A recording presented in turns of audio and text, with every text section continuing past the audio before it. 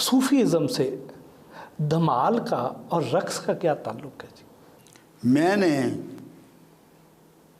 1456 سالوں میں واحد آدمی ہوں جس نے دھمال کو ایکسپلین کیا ہے، اور اس طرح کیا ہے کہ اس سے پہلے کسی نے نہیں کیا. کیونکہ وجہ یہ ہے، اسلام میں سجدے کا سسٹم موجود ہے. سجدہ کبر کو توڑنے کا انسٹرومنٹ ہے، راستہ ہے کہ آپ وہ جگہ زمین پہ رگڑ رہے ہیں، جھکا رہے ہیں جس میں آپ کی تذلیل ہو رہی ہے، جس میں آپ کی تذلیل ہوتی ہے نا. اپنی تذلیل کرنی ہے نا مالک کے حضور. مگر جس نے سب سے زیادہ سجدے کیے اسی نے سب سے زیادہ کبر کیا، وہ عزازیل ہے.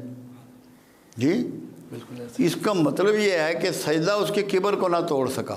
صوفیوں نے جب اس پہ غور کیا تو انہوں نے دھمال کا روٹ نکالا کہ ایسے نچاؤ اس کو جیسے بندر کو نچاتے ہیں، تاکہ اس کی تذلیل میکسیمم ہو جائے معاشرے میں، کہ اس کا کبر ٹوٹ جائے.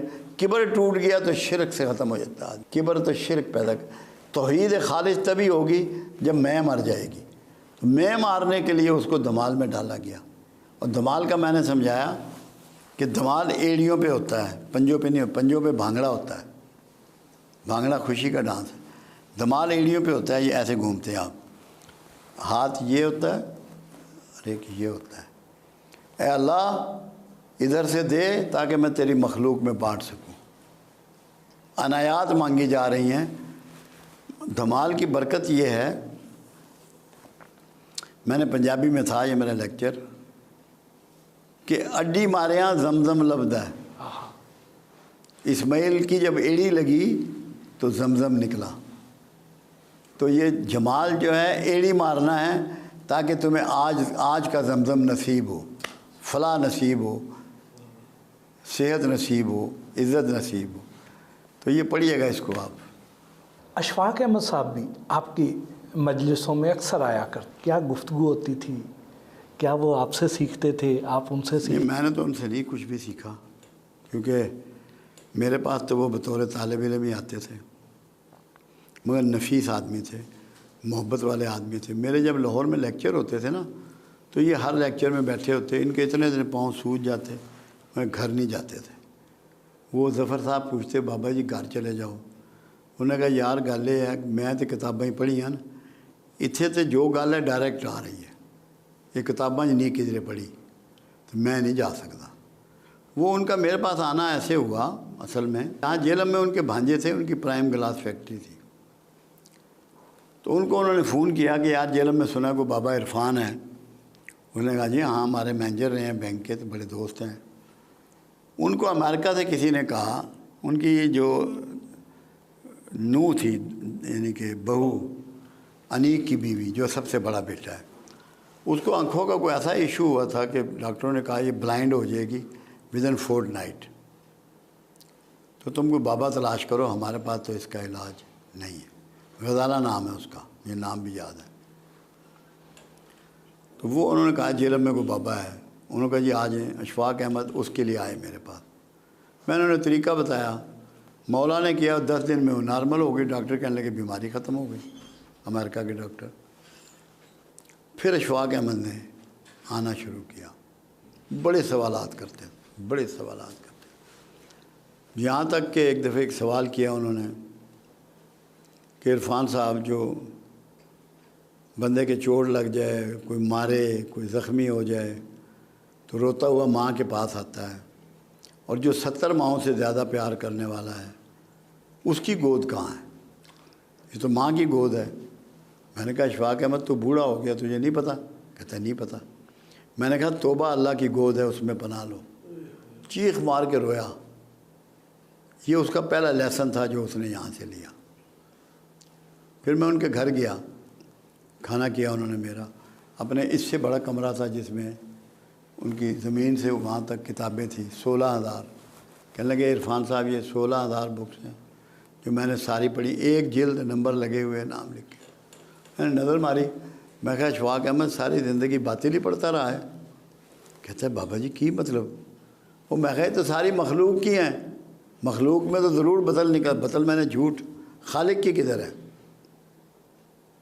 خالق کی دکھا مجھے. پھر 6.5 سال اشفاق زندہ رہا. خالق کی کتاب کے علاوہ اس نے کسی کتاب کو انگلی نہیں لگائی. وہ تو میرے بہت آتے تھے کیونکہ ان کا ڈیلی پروگرام یہ بن گیا تھا، قرآن پڑھنا ہے انہوں نے تو فوراً مجھے رنگ آ جانا ہے، میں نے آج یہ پڑھا ہے، اس میں کیا مطلب ہے، کیا کرنا ہے۔ 6.5 سال ان کو ٹریننگ دی ہے قرآن کی، بانو قدسیہ کو، دونوں کو۔ ان کی اولاد بھی میری بڑی تابعدار ہے، ادب والے لوگ تھے، میرے ہوتے ہوئے وہ کبھی زندگی میں کرسی پہ نہیں بیٹھے، دونوں میاں بیوی، کمال کا ادب تھا ان کا، زمین پہ بیٹھتے تھے۔ یہ دور سائنسی ترقی کا دور ہے، آئے دن کوئی نہ کوئی نیا مرض سامنے آ جاتا ہے، پھر ڈاکٹر سائنسدان اس کا علاج ڈھونڈنے نکل پڑتے ہیں۔ تو یہ جو روحانی طریقہ علاج ہے یہ اس سے بہتر ہے؟ کم از کم کروڑ درجے بہتر ہے۔ اس کی وجہ بتاؤں، ڈاکٹروں کو میں نے چیلنج کر دیا، میں کہا تمہارے پاس تو کیورنگ سسٹم ہی نہیں ہے، مینجمنٹ کر رہے ہو پرابلم، روحانی طریقے میں تو اس کی کیورنگ ہے، کیونکہ وہ اللہ کے بتائے ہوئے راستے کے مطابق ہے۔ انسان تو اللہ کے مقابل میں نہیں کھڑا ہو سکتا، جتنا مرضی لائق ہو جائے، یہ فرق ہے۔ نیت چاہیے اچھی، فالو اپ اچھا چاہیے، سمجھو۔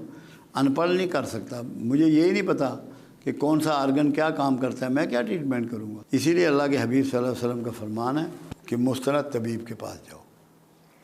دیکھیں ایک بات روحانی علاج سے آپ سمجھ لیں، آپ کی سمجھ میں آ جائے گی۔ آپ کی باڈی کا گورنر کون ہے؟ دماغ۔ روحانیت میں اللہ کا ذکر دیا جاتا ہے، اس سے دم کیا جاتا ہے، تو بنیادی طور پہ دماغ کو ٹیکل کیا جاتا ہے، جو آرڈر دیتا ہے بیماریوں ہونے کے بھی، بیماریاں درست ہونے کے بھی۔ وہ روٹ ہے اس کا، روٹ ہے اس اور کا۔ وہ کہتے ہیں کہ آپ نے کسی بھی شہر میں جانا ہے تو آپ وہاں کا پیاز کھائیں تاکہ آپ پیاز اللہ کے حبیب نے کھائے نہیں، نفرت کی۔ پیاز اور لہسن سے کہا کہ یہ کھا کے ہماری مسجدوں میں نہ ہو۔ جو چیز بیٹا ری پیدا کرے وہ صحت کے لیے اچھی نہیں ہو سکتی، چاہے وہ کچھ بھی ہے۔ دالیں کھانی ہیں تو چھلکوں سمیت کھاؤ، بغیر چھلکا اتار کے دالیں مت کھاؤ، ری پیدا کریں گے۔ اگر چھلکا ہوگا تو فائبر ہوگا، وہ ری نہیں بنائے گا۔ بہت اچھی بات، جی بہت اچھی بات۔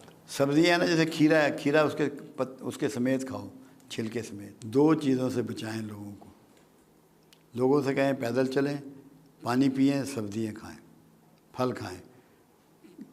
دیکھو ایک حدیث مبارکہ سامنے آئی جو کبھی کسی نے اس کو صحیح بیان نہیں کیا۔ عائشہ صدیقہ رضی اللہ تعالیٰ عنہ کا ایک بیان کہ ہمارے گھر میں 2 مہینے چولہا نہ جلتا۔ لوگوں نے کیا تشریح کی کہ جیسے وہ غریب تھے اتنے کہ ان کے یہاں کھانا ہی نہیں پکتا تھا۔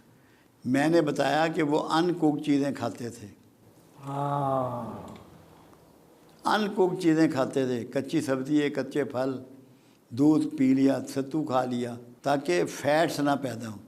بھائی جو کھانا پکے گا اس میں 4 چیزیں تو ہوں گی نا، نمک، مرچ، ہلدی اور گھی، اور پیاز بھی آ جائے گا۔